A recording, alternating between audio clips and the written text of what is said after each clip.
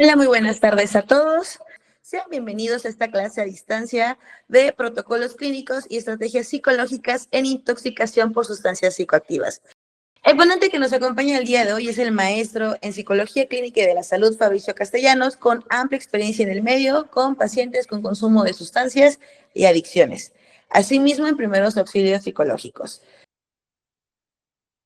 Soy el licenciado Fabricio Castellanos Caballero y es para mí un auténtico placer encontrarnos el día de hoy, pues para tocar estos temas, sobre todo para mencionar cuáles son los protocolos clínicos y las estrategias que son más recomendables, tomando en consideración que cada caso en particular tiene variables que no podemos considerar de la misma manera uno.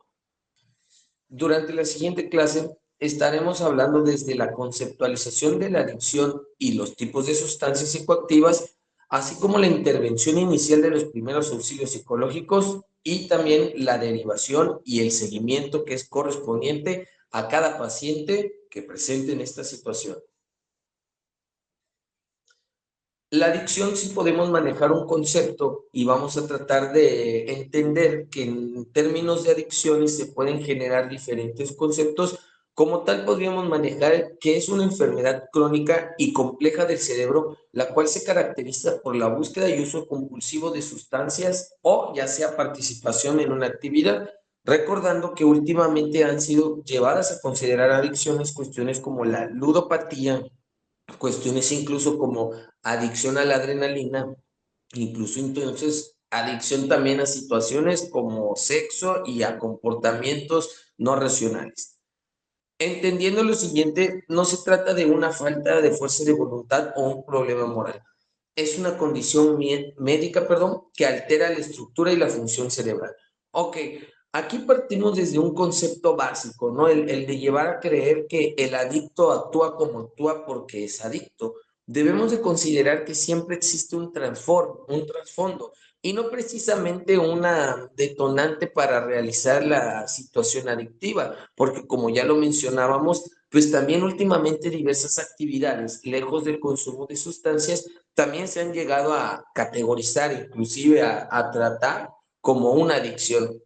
Ya tenemos muy en mente lo que es esta apertura con las casas de apuestas, las famosas aplicaciones de apuestas, las cuales han hecho que cometer estos actos sean más comunes, pues también la gente ha llevado a tener problemas en estas adicciones consideradas ludopatía, así como ya lo mencionábamos, esta adicción es a pues emociones intensas, váyase desde una adicción a situaciones de adrenalina, situaciones de contacto físico.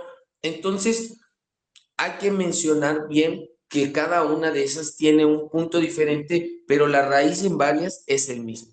Problemas emocionales. Normalmente, y en mi experiencia en centros de rehabilitación, en el consultorio atendiendo a pacientes con problemas de adicciones, vemos que siempre existe una raíz que va desde lo emocional, es decir, cómo se siente y cómo interpreta el paciente lo que siente. Entonces, para ir comenzando, porque esto se trata de que nosotros tengamos estas herramientas para cuando dentro del consultorio se nos presente pues un paciente, ¿no? Que tenga estas situaciones, pues nosotros tengamos el conocimiento de que pues no podemos tratarlo como si fuese un capítulo más de un libro o como si fuese una situación como un problema médico que te recetamos 10 miligramos de este medicamento y listo.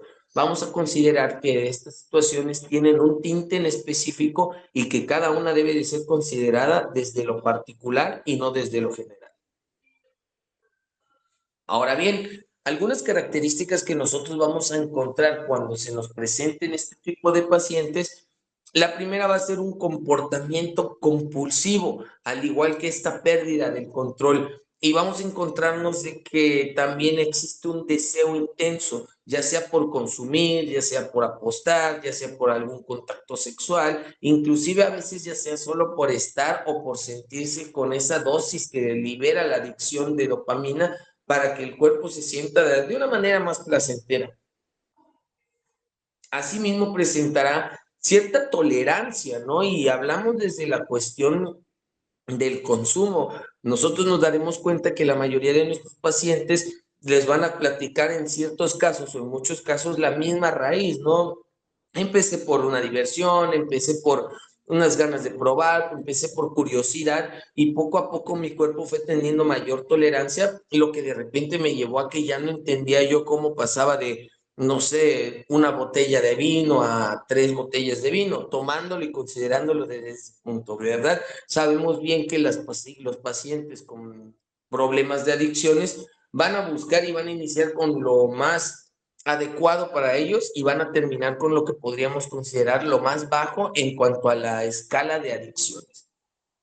Veremos también que hay síntomas de abstinencia, una abstinencia la cual el paciente no es la primera vez. Cuando un paciente, en mi experiencia, he visto que llega al consultorio o que es trasladado a un centro de rehabilitación por una cuestión de problemas de adicciones, normalmente ya es porque él ya ha intentado dejarse de ese problema o mantenerlo en abstinencia. El detalle aquí es que no ha encontrado estas herramientas o la manera de hacerlo. Por eso es que tiene mucha suerte las personas que logran ingresar a centros de rehabilitación y que logran mantenerse ahí y tratar su enfermedad desde ahí. Y me refiero a la suerte desde que están en un sitio seguro, en un puerto seguro, como ellos le llaman. Pero ¿qué pasa con los adictos que están intentando resolver sus problemas?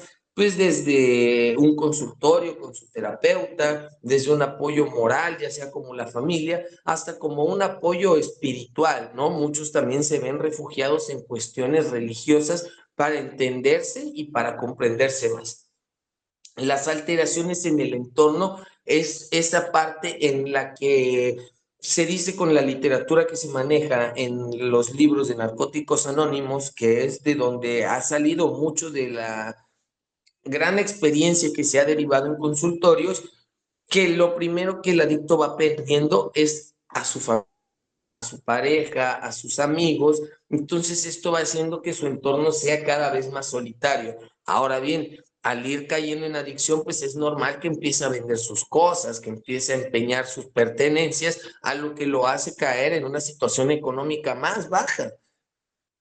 A eso aumentémosle la cuestión de las recaídas, ¿no? Eso es una parte que es muy necesario que tengamos muy en cuenta, que al trabajar con personas o con pacientes con cuestiones de adicciones, las recaídas van a estar a la orden del día. Y ya no hablemos de la recaída por consumo, porque pues al final para ellos va a ser como una situación triste, tormentosa, dolorosa, desesperante, pero desde la cuestión emocional, recordemos lo que se hablaba al inicio, de que estos problemas tienen en su base una raíz de lo emocional.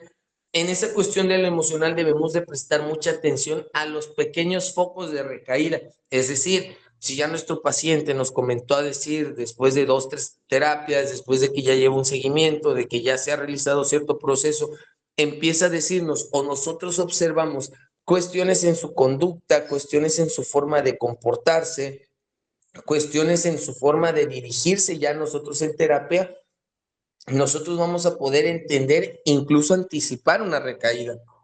Ahora bien, la recaída para todo adicto se va a sentir como una cuestión depresiva, una cuestión de ansiedad, pero en realidad es una reacción a lo que él está experimentando. Es por eso que se le sugiere tener pues esa vista clínica, ¿no? Ese ojo preparado para ver lo más allá de lo que el paciente nos dice.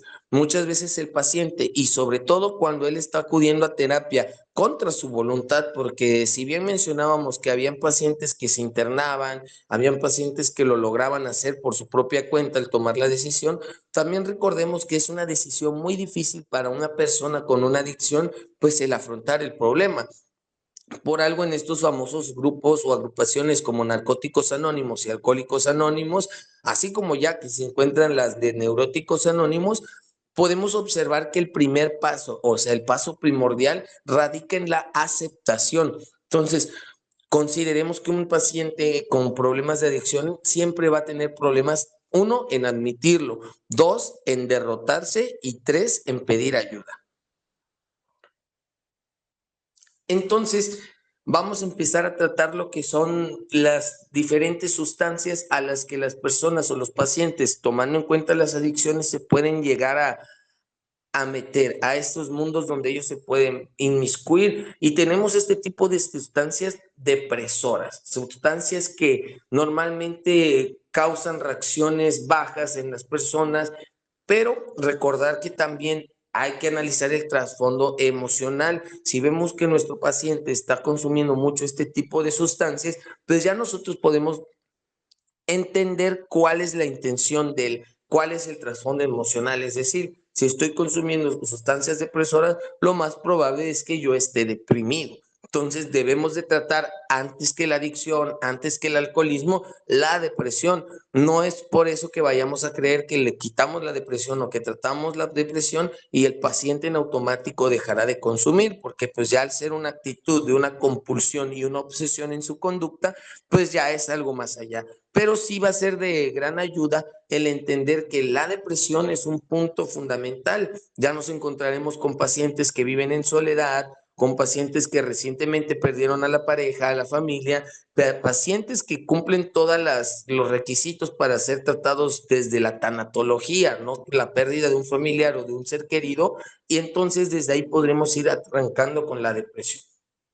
Estas sustancias depresoras, pues como tal tenemos las reacciones, la somnolencia, los ojos llorosos o ojos rojos, la ataxia, la hipotensión, las náuseas y los vómitos normalmente los podemos relacionar mucho a una cuestión física, pero también nos podemos dar cuenta que las personas que están en el mundo del alcohol y, por ejemplo, en los opiáceos, son personas que tengan tal vez una personalidad diferente a la personalidad que adquieren al consumir alcohol.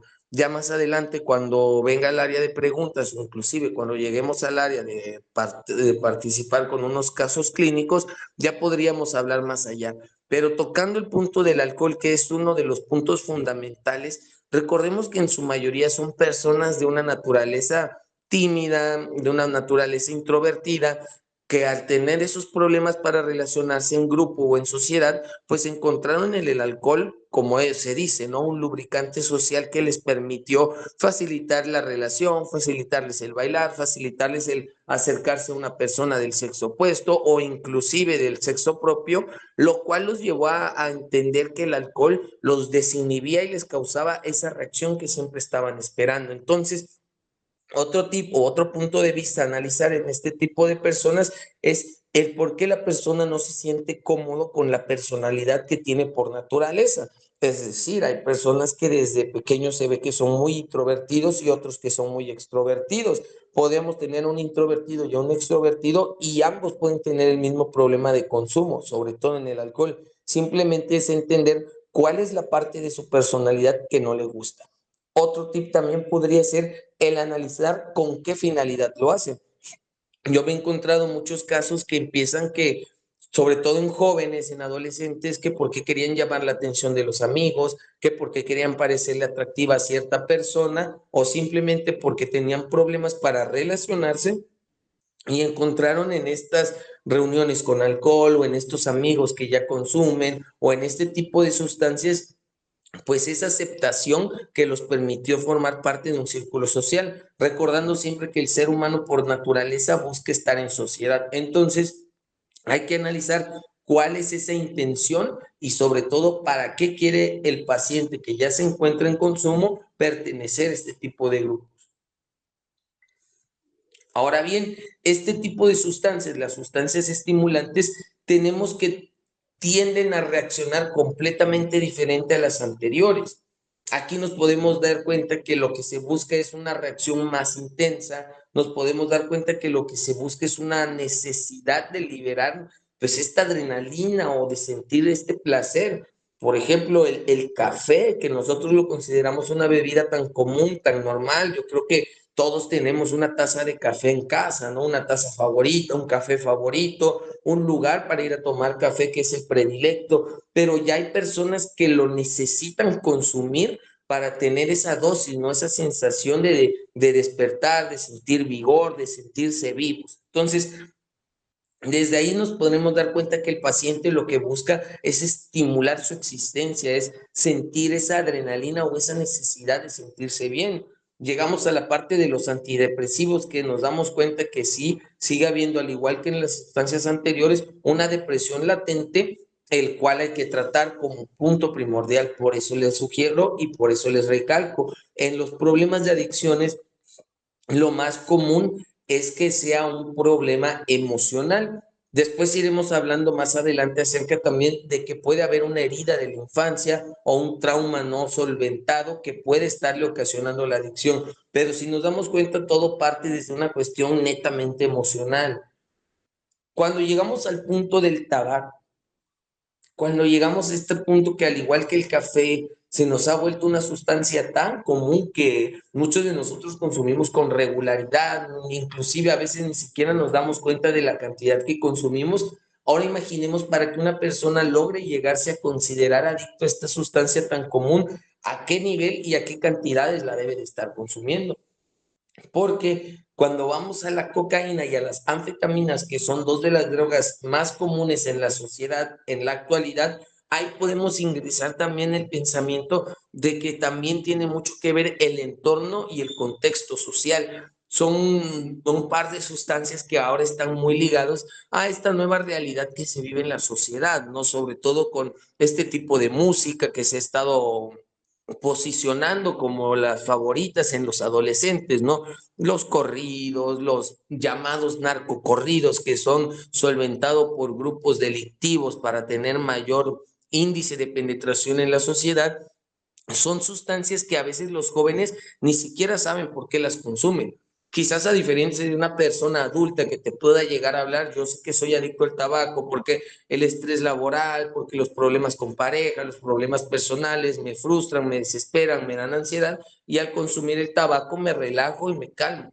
El café, por lo consiguiente, muchos de los pacientes les van a decir, es que yo lo hago porque pues trabajo mucho, me siento cansado y al beber una taza de café o dos o tres, pues ya siento esa energía, ¿verdad? Pero en este tipo de sustancias, consideremos no solo que el adicto está siendo infectado por la sustancia misma, sino también que hay un trastorno social, lo que recae nuevamente en lo que hablábamos acerca de las emociones y las personalidades, pues esta cuestión de cómo está tan normalizado ya esto en la parte negativa, que ya llegan a ver adictos mucho más jóvenes. A mí me ha tocado ver en centros de rehabilitación jóvenes de 15, 16 años que cada vez están peor de lo que quizás en otros tiempos podíamos encontrar a estos jóvenes. Entonces, en cuanto a este tipo de sustancias, nuevamente es analizar el entorno social con que se relaciona.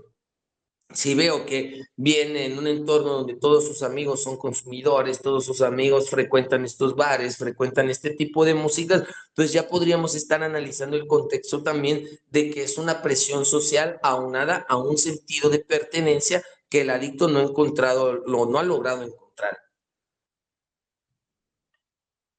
Y bien, llegamos al punto de estas sustancias alucinógenas, ¿verdad?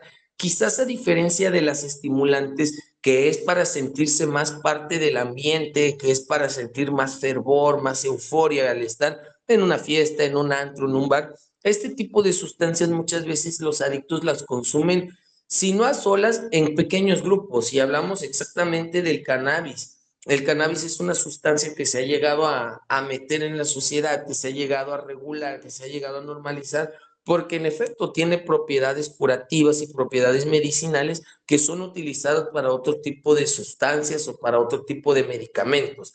Pero también es una puerta de entrada a un mundo de consumo de sustancias más fuertes. También es una puerta de acceso a un mundo de adicciones que quizás el adolescente, considerando que empiecen a temprana edad, no conoce y que al igual que otras drogas le va a hacer sentir esa pertenencia a un grupo social en específico.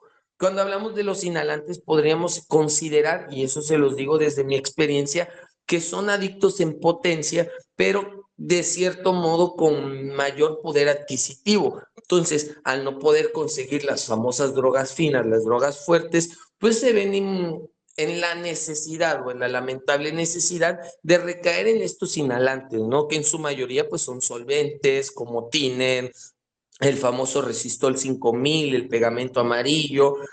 Hace unos años se puso muy de moda un líquido que era para limpiar tuberías de PVC y este líquido se llegó a meter mucho a nivel de colonias de bajos ingresos desde la etapa de la secundaria, porque hacer una sustancia que ellos la podían conseguir de forma muy fácil, o sea, en la ferretería de la esquina o con el mismo vecino, o muchos de ellos que inician jóvenes lo tienen en casa, son sustancias que les generan ese efecto alucinógeno y placentero para escapar de una realidad. Entonces nosotros podemos observar que lo que el paciente quiere es escapar de su realidad, una realidad quizás marginal, de problemas económicos, problemas familiares, familias muy abundantes y de muy escasos recursos, en los cuales ellos se ven pues metidos o inmersos en esta necesidad de escapar de esta vida que no me está dando el placer o que no me está causando la satisfacción que debería de causarme. Es decir, hay que analizar nuevamente las emociones. Hay que aterrizar al paciente a su realidad y hay que de cierto modo llevarlo a entender que estas drogas suelen tener un efecto inmediato, porque a diferencia quizás de otras drogas en las que los pacientes puedan iniciar jóvenes y llegar hasta la edad adulta consumiendo, normalmente los jóvenes que consumen estas sustancias tienden a verse involucrados con problemas emocionales y sobre todo con problemas mentales. Por eso les sugiero que consideren la realidad y el entorno socioeconómico del paciente, porque muchos de ellos no van a acudir a terapia directamente. Muchos de ellos van a acudir a terapia por mediante de centros de rehabilitación, por grupos de autoayuda y por familiares. Entonces, hay que considerar nuevamente no solo las emociones, sino también el contexto y el entorno social, así como los grupos con los que se relacionan. Vamos a empezar a hablar de estos primeros auxilios psicológicos, esta intervención inicial. Esta etapa es fundamental. Se los comparto desde mi experiencia. Si uno no logra conectar, hacer ese clic en esta etapa inicial con el paciente, va a ser muy difícil, sobre todo porque en su mayoría van a llegar sin intenciones o van a llegar obligados. Me ha tocado ver un grupo de adolescentes, incluso personas adultas, que llegan por consumo de sustancias y van a presentar una fuerza o una imponencia de yo no quiero estar aquí, me están trayendo la fuerza, yo no tengo el por qué estar aquí, sí lo hago, pero lo hago regularmente. Entonces, en esta etapa inicial o en esta intervención inicial, ellos van a querer justificar el por qué no deben de estar ahí.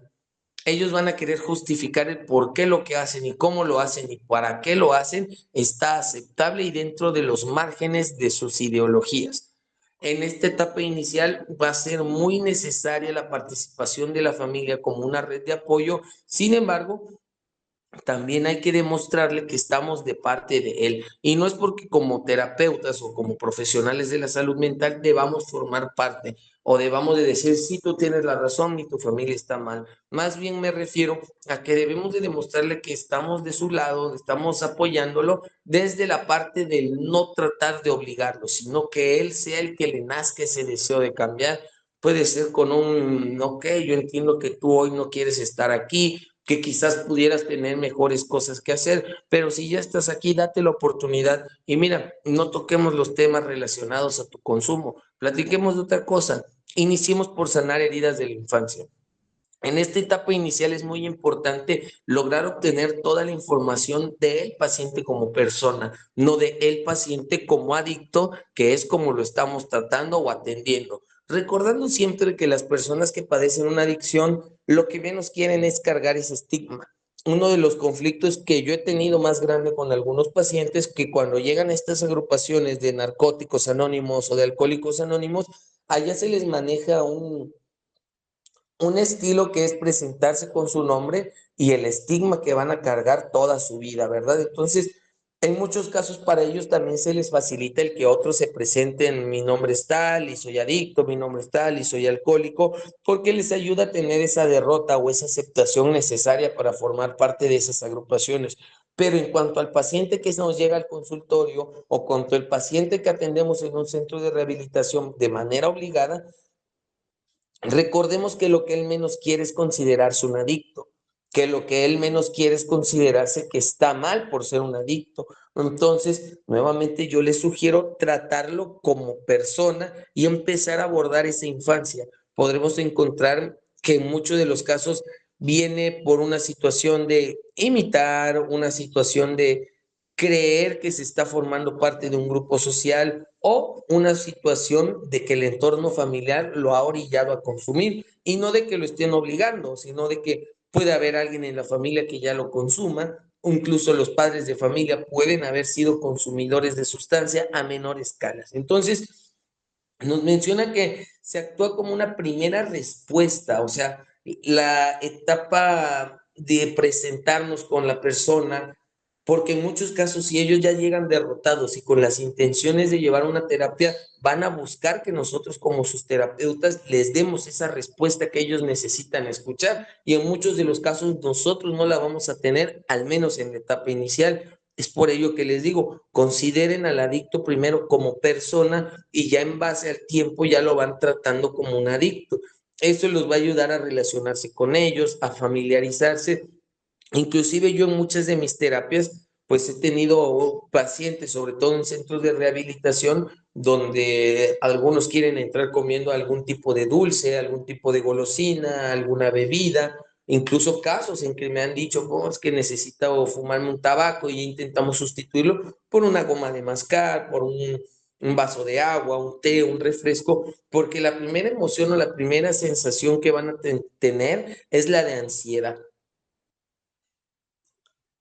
Nos busca acercar más al paciente, pero también tratemos de acercarnos a ese entorno familiar que no conocemos, porque si bien te lo puede llevar la madre, el padre, la familia para que uno lo atienda, recordemos que también puede venir de una situación de un trauma en el hogar, alguna situación de abuso, ya sea físico, ya sea sexual, ya sea algún abuso emocional, que lo ha llegado a orillar a tener que consumir este tipo de sustancias.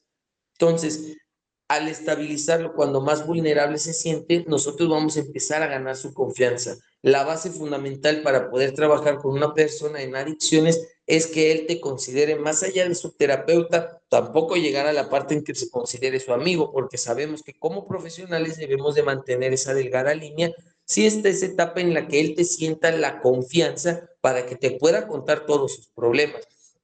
Es ahí donde les digo que se llega a hacer una división. Los padres o los tutores van a llegar a que tú le digas a él que él está mal por consumir y él va a querer que tú le enseñes a los padres que no es él el que está mal por consumir, sino que él es una víctima. En muchos de los casos esa va a ser la disyuntiva y nosotros vamos a tener que ir buscando las herramientas, buscando los métodos también de reconciliar a la familia. El camino hacia la recuperación es algo muy difícil porque, como ya lo hablábamos, está lleno de recaídas, está lleno de problemas emocionales, de pérdidas de la familia, de pérdidas de la pareja, de pérdidas económicas. Entonces, tendremos que tener mucho cuidado con no prometerle situaciones espontáneas o momentáneas tanto a la familia como al paciente, sino de explicar que esto es un proceso terapéutico y como todo proceso tiene sus altas y sus bajas. Ni como estar mal es lo peor que nos pueda pasar, ni como estar bien es lo mejor que nos pueda pasar. Simplemente es un proceso. Ahora nos encontramos con diferentes pasos a utilizar cuando estemos llevando a cabo tratamientos con personas que padecen una adicción. La observación es uno de los primeros porque vamos a tener que indagar en lo que no se ve, así como también al final vamos a lograr hacer esa conexión y no es tanto conectar paciente-terapeuta, es que el paciente conecte con él mismo.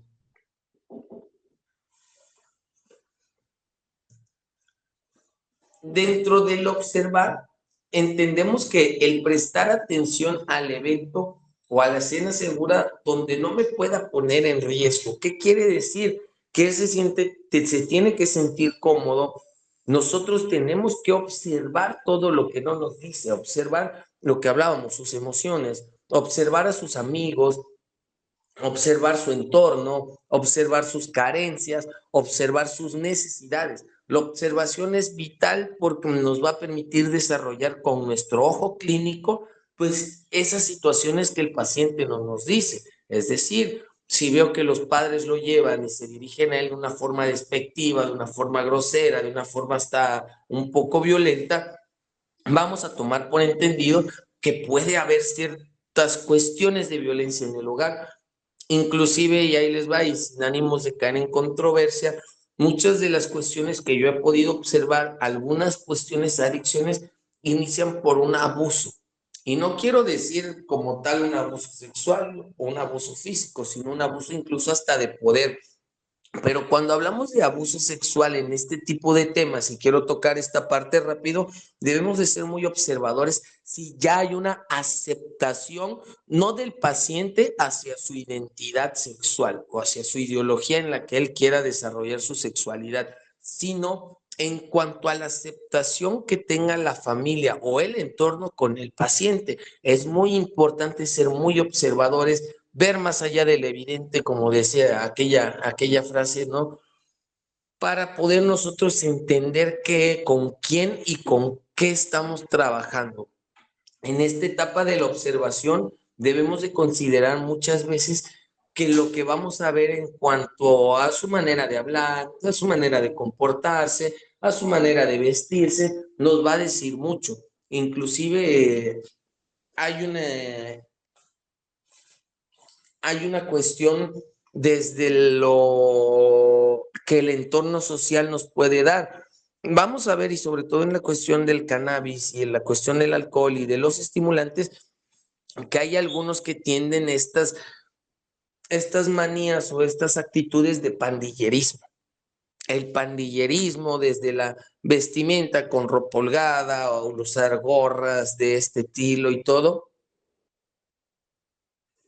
vamos a poder observar el que estas personas se manifiestan o se comportan con actitudes pues correspondientes a pandillas, correspondientes desde el léxico, la vestimenta. Entonces hay que tener mucha esa observación porque eso nos va a decir más de lo que nosotros creemos. Yo les invito a que siempre realicen no un escaneo desde el juzgar o desde el prejuicio, sino un escaneo desde el ver, ok, con este tipo de persona estoy tratando. Y nuevamente, esto es sin ánimo de encasillar o de poner a cada quien como que un sentido de pertenencia, si te vistes así, eres así, o si haces esto, eres esto, no. Pero recordemos que al ser nosotros terapeutas y de estar en un consultorio con un paciente, debemos de tener muy desarrollado esta visión periférica para ver más allá de lo que se nos muestra en el consultorio.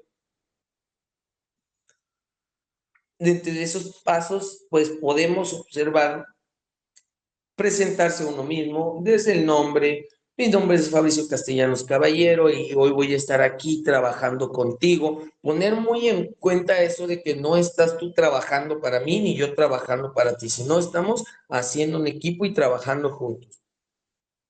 El cargo, pues podríamos mencionarles, soy el paciente, este es el consultorio, esta es la clínica o el centro de rehabilitación, aquí yo me dedico a esto y el otro, sin el ánimo de quedar desde una situación jerárquica, porque recordemos que cuando se inician muchos de estos casos son en adolescentes, y el adolescente por naturaleza tiene un rechazo a la autoridad. Toda aquella figura de autoridad para él le presenta una controversia o un conflicto. Entonces, tratemos de dejar nuestro cargo desde lo profesional, también sin ánimos de aparentar o de querer parecer extravagantes.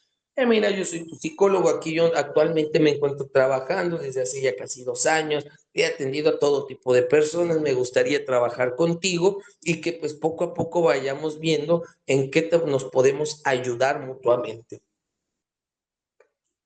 Al describir nuestro rol, vamos a hacerle entender qué es lo que queremos de él. Entonces, debemos de tener mucho cuidado y mucha astucia para explicarle el qué queremos de él. Yo aquí estoy para apoyarte, para entenderte, pero me gustaría también que me dijeras qué más puedo hacer por ti. Mi función aquí es de demostrar o de enseñar lo que yo pueda aportar a lo que tú ya sabes. Como una segunda parte en este paso de la protección sería el pedir permiso para hablar con la persona, el explicar que estamos para ofrecerles ayuda y sobre todo esta parte que dice obtener información actualizada y precisa. Aquí vamos a entender que hay muchas veces que el paciente no nos va a querer decir todo. ¿A qué voy? me ha tocado casos, y ya hablaremos más cuando nos toque llegar a los casos clínicos, desde mi experiencia, que el paciente quiere negar o esconder el que ya consume otro tipo de sustancias. Les digo, partiendo desde el entendimiento que en su mayoría o son adolescentes o son personas adultas que ya saben que están bajo una adicción los familiares, pero ellos todavía quieren esconder. A lo mejor por ahí el adolescente que solo creen que consume alcohol y que consume cannabis, pues ya está cayendo en la cocaína, en las anfetaminas, en los alucinógenos. A lo mejor el adulto o el esposo, que la mujer sabe que le encanta o que consume alcohol con frecuencia, pues ya por ahí ya está consumiendo otro tipo de sustancias como cocaína, ya sea por amigos, ya sea por aparentar, por el sitio laboral, etcétera, etcétera. Entonces, debemos de obtener la información actualizada. ¿Cómo lo vamos a lograr? Separando las tres partes de la terapia. Una parte va a ser la de familiar con paciente, otra parte va a ser la de paciente con terapeuta y otra parte la del terapeuta con la familia. Es decir, si vemos que el paciente al consumir estas sustancias está en una cuestión de riesgo a su integridad, pues nosotros mismos vamos a tratar de hacerle ver a la familia desde nuestra forma y desde distintos métodos de abordaje.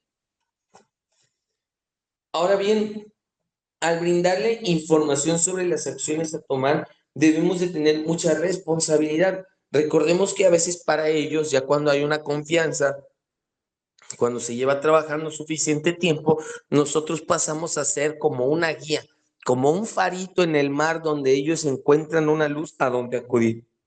Entonces, debemos de ser muy responsables con el cómo actuamos con ellos, cómo llevamos nuestra relación con ellos, porque en muchos de los casos ellos van a poder sentir que la relación se empieza a hacer más significativa de lo normal. ¿Y qué quiero decir con esto? Que van a tener más confianza con su terapeuta que con incluso su propia familia. Entonces, nosotros debemos de ver muy bien a qué lugar queremos llevar la terapia y sobre todo de qué manera.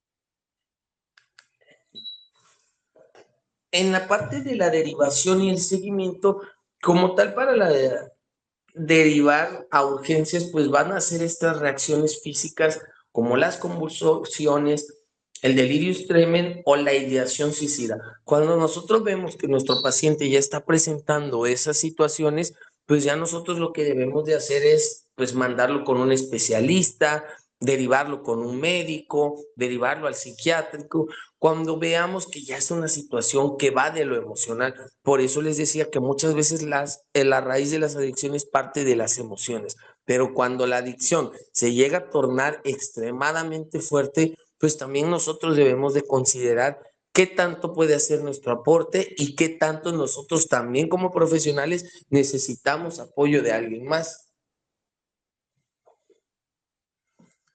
Vamos a necesitar una red de apoyo y esta red de apoyo pueden ser los padres mismos, los tíos, los primos, la novia, el novio, la pareja, inclusive lleguemos a considerar también a las mascotas, ¿vieron? O sea, no caigamos en esta cuestión de cerrar nuestras mentes, porque muchas veces los pacientes se sienten tan solos que llegan a encontrar en sus mismas mascotas, en sus vecinos, en aquella persona que se topan de vez en cuando, alguien por hacer su red de apoyo. Entonces, al principio necesitamos que esta red sea lo suficientemente grande para apoyarlo y para que él se sienta cómodo con esta situación.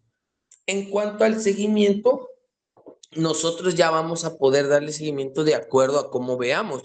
A mí me ha tocado situaciones en que llego a tener pacientes hasta 3 veces por semana porque pues se les complica, pero ya al mes y medio ya empieza a acudir 2 meses por semana y ya después de los 3 meses ya empieza a ser una vez a la semana. Incluso he tenido pacientes que llegan una vez al mes o cada 15 días porque su progreso ha sido muy satisfactorio.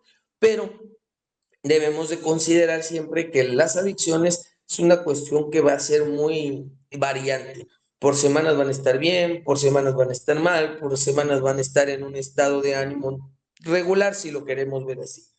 Dentro de esta red de apoyo debemos de considerar también estas agrupaciones de AA y de NA a las que podemos sugerirle que vaya. ¿Por qué? Porque ahí van a encontrar otro tipo de sociedades, otro tipo de amistades, otro círculo social con el cual se van a poder relacionar. Gente que no consume y que ha encontrado un nuevo modo de vivir, por lo cual pueden ser de gran ayuda y de gran alivio que el paciente para nosotros acuda a estas agrupaciones, porque ahí vamos a tener otra oportunidad de trabajar con él desde otro ángulo o desde otro punto de vista.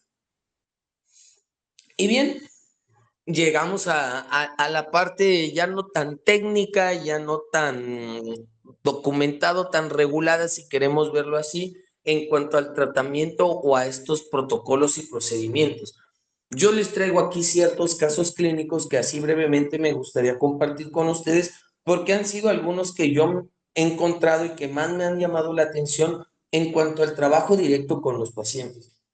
Este famoso pensamiento mágico, ¿no? Este pensamiento astral hasta cierto punto. Yo me he encontrado con ciertos casos en el que ellos consideran que su adicción es algo más allá, sobre todo cuando se trata del cannabis, ¿no? Lo idealizan a que es una cultura, es un estilo de vida, es una planta sagrada, una planta medicinal, yo consumo hongos o opiáceos porque me ayudan a conectar con otras realidades. Es una realidad al hablar y que valga la redundancia que yo me he encontrado, ¿no? Llegué a tener en caso el caso de una paciente que aseguraba que ella lo hacía porque pues ella era una medium y se involucraba con cuestiones esotéricas y espirituales. Entonces, ese mundo de lo esotérico, ese mundo de lo prohibido, también tiene cierta relación con las adicciones. Y yo estoy seguro de que ustedes, si llegan a involucrarse en este tipo de tratamientos y con este tipo de pacientes, lo van a encontrar y van a recordar mucho esta plática. Entonces, dentro de una de las cualidades que considero debemos de tener como terapeutas en adicciones es el no menospreciar o desconsiderar esto. Sé que suena contradictorio y podemos llegar a decir, pero es que yo como psicólogo o yo como terapeuta, ¿cómo voy a llegar a acceder o a ser permisivo con este tipo de situaciones? Recordemos que no se trata de nosotros, se trata del bienestar, la salud y la estabilidad emocional del paciente. Por lo cual, yo, al haber experimentado tantas cosas en consultorios y en clínicas, no podría delimitar qué tanto del pensamiento humano o el pensamiento del paciente es realidad y es mentira. Porque si para él es suficientemente real como para ser un motivo de consumo, yo debo de darle la suficiente importancia como para tratar esos problemas. Y sí, les comparto, me han tocado casos muy extraordinarios, como sé que quizás a ustedes también le haya tocado, y eso abre parte a considerar este pensamiento mágico, hasta un poco irracional en algunas veces, como un factor o como una pieza clave para el tratamiento de las adicciones. No les digo léanle las cartas o una bola mágica de cristal, ¿verdad? Porque eso en sí no es lo nuestro. Pero sí considerar también esa parte de ser accesible y aceptar que no todas las creencias están ni correctas ni erróneas. Simplemente es algo que a nuestro paciente lo lleva a consumir. Este pensamiento fatalista lo he encontrado en personas que es que no voy a poder dejar la adicción o es que ya lo he intentado y he fracasado muchas veces, he perdido todo, mi trabajo, mi dinero, mi pareja, mi familia, mis amigos, mi mascota, me he perdido hasta mí mismo. O sea, un pensamiento fatalista en la que el adicto cree que por ser un adicto ya es lo peor del mundo, nunca se va a rehabilitar, va a estar sufriendo y sufriendo y que esa va a ser la tónica de su vida, esa va a ser como que el seguimiento a su vida, el sufrimiento, el dolor, la fatalidad, pero sí. Al igual que en el pensamiento mágico, debemos de considerar que hay cierta verdad en su forma de ver. Lo único que tenemos que hacerle ver nosotros es que nada es tan grave. Nada está muerto hasta que no esté enterrado. Entonces, por lo tanto, nosotros debemos de darnos cuenta de que también debemos de curar esa cuestión de la inseguridad y sobre todo de la negatividad, de la depresión y de la ansiedad que llega a traer este pensamiento fatalista. Este tipo de pacientes lo primero que va a querer es justificar el por qué debe de consumir. Debo de consumir porque soy un adicto y nunca voy a cambiar. Entonces, pues así voy a hacer porque este es mi destino. Y entonces es ese pensamiento que tal vez algunos ya han encontrado y debemos de darle siempre la forma de atenderlo como desde, ok, ¿y por qué no vas a poder? ¿por qué tú vienes aquí a sentarte y a decirme que nunca vas a poder dejar? O sea, ¿ya has visto tu futuro para darte cuenta o es una cuestión de que tú no lo quieres dejar y te justificas a través de hacerte la víctima? Esa revictimización que se hace el paciente para solventar o para justificar su adicción, ¿verdad? La codependencia se da mucho en parejas. En parejas, sobre todo en adolescentes, en señoritas que, o incluso en jóvenes, que porque tienen una pareja que consume y él la saca con sus amigos, pero ella no consume, entonces pues si no consumo me va a dejar, se va a conseguir a otra, o yo lo amo tanto que siento que si se va me muero, o personas codependientes que perdieron una relación y que han encontrado en las drogas ese ¿cómo podríamos decirlo? Esa solución a su dolor. Es que tomo porque así no me acuerdo de mi expareja o es que me drogo porque así ya no quiero vivir, me quiero morir. Y nos damos cuenta, ¿no? Cómo esa codependencia, no directamente hacia la droga, sino a personas, a sustancias, pues los está llevando a ellos mismos a creer que no van a poder salir de la adicción. Entonces, otro punto a tratar con ese tipo de personas es reforzar la seguridad en sí mismo, el autoestima, el autoconcepto que tengan cada quien de ellos como ser individual, como ser social, para que nosotros podamos formar en él una persona de alto valor, un ser que no se deprima con facilidad y que encuentre dentro de sí mismo las facultades para dejar atrás esta adicción. Estos tres casos clínicos los he encontrado muchas veces juntos. Personas con pensamiento mágico y que tienen codependencia o personas fatalistas que son parte de un pensamiento mágico, incluso pacientes que llegan a presentar estos tres tipos de mentalidades, que son algunas de las muchas que vamos a irnos dando cuenta, pero que en su mayoría nos lleva a trabajar con lo que hablábamos al principio, las emociones. Las emociones son parte fundamental en el tratamiento de las adicciones. Y bueno, como bien saben, nosotros estamos colaborando con Kines Capacitación y Consultoría. Aquí nos dedicamos a tratar todo esto desde diferentes ángulos, así como sé que ustedes lo están elaborando. Por lo tanto, también me gustaría, perdón, ya le moví, ver si hay oportunidad, si alguien tiene alguna duda, algún comentario, que se vea con la facilidad de realizarlo.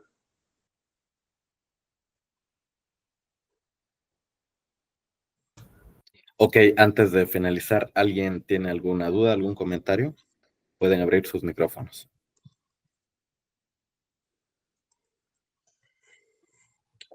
Ok, licenciado, me parece que no hay nadie con dudas. ¿Algo más que desagregar? Pues simplemente recordarles que debemos hacer este trabajo desde la forma más humanista, ahora que está de, de moda, por así decirle esta palabra, ¿no? Debemos de hacer esto desde el no tratarlo como un paciente, no tratarlo como un caso en específico, como un suceso aislado, sino como algo que esté inmerso en nuestra sociedad y que nosotros podemos llegar a generar un cambio. Entonces, cuando trabajemos en adicciones, recordarles que siempre pues pongan ese sentimiento y esa vocación por lo cual decidimos dedicarnos a esto. Lejos de eso, ha sido para mí una grata experiencia y sobre todo un honor poder estar con ustedes en la tarde de hoy. Gracias. Ok, muy bien. Agradecemos a todos por haber asistido a esta conferencia y por supuesto agradecemos al licenciado Fabricio Castellanos por su excelente explicación. Daremos por concluido el tema siendo las 6 de la tarde con 55 minutos en horario del Centro de México. Que pasen todos una excelente tarde y hasta pronto.